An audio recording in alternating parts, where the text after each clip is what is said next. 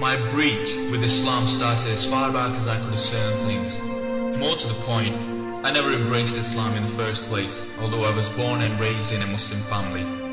For one thing, I had a very difficult time following a so-called religion whose founder and followers had butchered my ancestors, raped and sold our women, burned our libraries, and destroyed our magnificent culture. Islam was forced down the throats of Iranians with the sword of Allah. In my heart, I never considered myself a Muslim. However, I didn't reveal this until later in life for fear of retribution by radical Muslims. Sharia law stipulates that any Muslim who turns his back on Islam should be given a chance to revert to the faith. For an unrepentant male apostate, death is the prescribed punishment and life imprisonment for the female apostate. Kill whoever changes his religion, says Sahih al-Bukhari. Islam considers an apostate as a person who unilaterally breaks the covenant he has made with the faith. An apostate is condemned as guilty of turning his back on Allah's immutable eternal religion. I came to the realization that the root cause of my people's degradation and suffering was Islam. It was a creed imposed on an enlightened, tolerant and free people at the point of the sword by savages hailing from the Arabian Peninsula during the 7th century, with promises of booty and women in this world and glorious eternal sensual rewards in the promised paradise of Allah in the next. With each passing day, I rejoice more and more in my good fortune, in my ability to avoid the yoke of Islamic slavery and its blinders that imprisons 1.5 billion people by walls of superstition, hatred of others, and celebration of death. Things Islamic not only did not resonate with me, they often clashed head-on with what I valued and loved. What appealed to me and even enchanted me were more often than not taboo in Islam or anathema to the creed. I loved life, beauty in all its forms, poetry, ancient Iranian culture and traditions. I loved laughter, celebrations of joy such as birthdays, our yearly festivities of Nowruz. My favorite lasts for 13 days. Nowruz, this ancient festival, has been celebrated for thousands of years by my people. It ushers in the spring, welcomes renewal of life, and expresses optimism for the year ahead to bless us with good health, abundant food, family and friends in the land of a civilized and free people. I have always believed one cannot possibly be a Persian and hold to the lofty tenets of the ancient Iranian Zoroastrian triad of good thoughts, good words, good deeds, and still remain a Muslim. In the same fashion, one cannot cherish American values, the Bill of Rights, and the United States Constitution and be a true Muslim. They are comprehensively incompatible with Sharia law. Iranian Muslims are victims of the Islamic virus that has destroyed in them their traditional respect for diversity. It is the Iranian ancient fundamental belief in the validity and value of diversity that is enshrined in the Cyrus the Great Cylinder, the unconditional respect for the complete rights of all the people of the world that has held the nation together over the millennia. Although Islam was imposed on Iran some 1400 years ago, Iranians deeply value their own ancient non-Arab identity and have never fully surrendered to the Arab culture. Currently, a large number of Iranians are completely fed up with Islam and they want to leave this dogma of hate and violence. In fact, many have already done so, but they simply aren't able to come forward and announce it for obvious reasons. Such duplicity exists within the Iranian culture. Originally, Iranians were forced to accept Islam to save their lives from Arab invaders. But deep within the heart of every single Iranian alive today exists a burning resentment to the Arab Islamic invasion of their homeland and culture. It is ironic that many Iranians may actually confess to being Muslims, yet an overwhelming number of Iranians have never read the Quran or understand its language.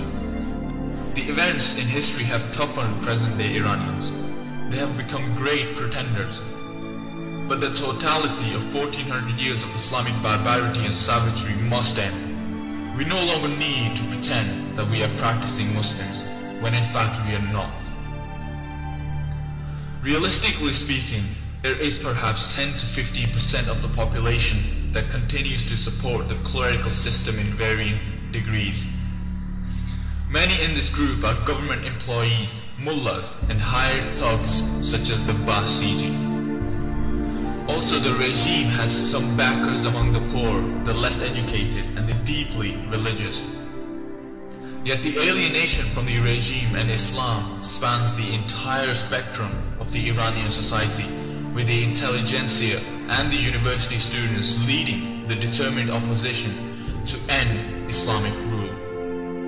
Masses of Iranians are irreparably alienated from a corrupt and oppressive Islamic rule. The rule of the Islamic Republic of Iran is crumbling. The previously solid edifice is finally showing many cracks that continue to grow. There are just too many fault lines to list here. My fellow secularist Iranians and I have indeed done and continue to do what we can to help our compatriots in Iran who are on the front line fighting Islam and the Islamic regime. The 2009 protests were just as much against the Islamic Republic as they were about Shia Islam.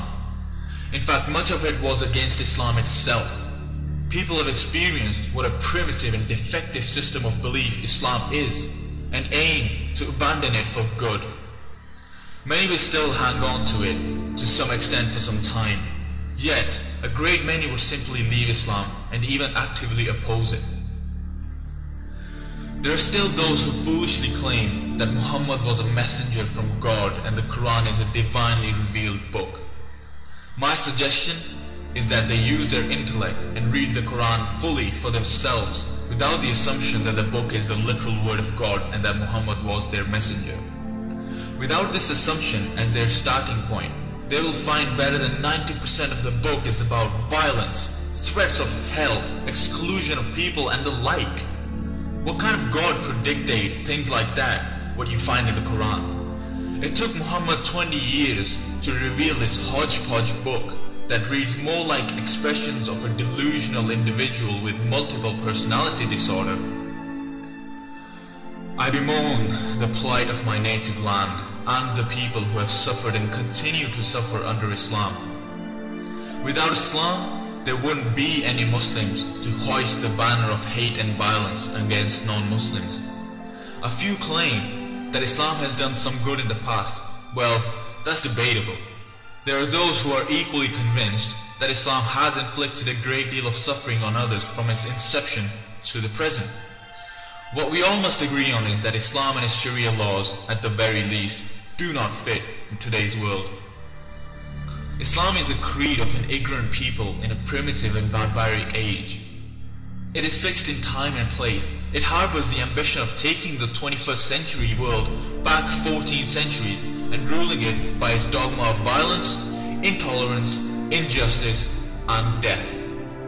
Yet, Islam is not only an obsolete vestige of a defunct era, but itself is an infinitely fractured belief that can hardly put its own home in order.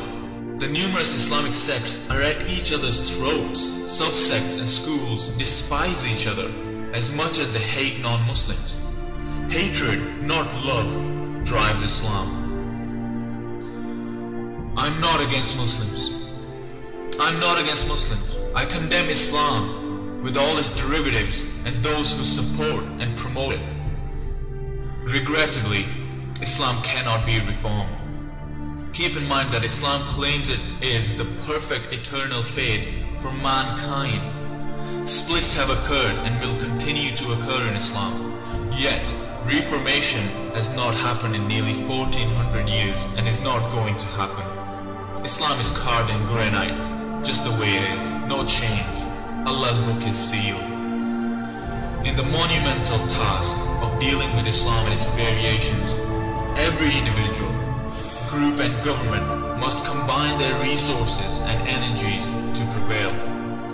We must urge all people to resist Islam's encroachment and not be deceived by a sanitized version presented in non-Islamic lands.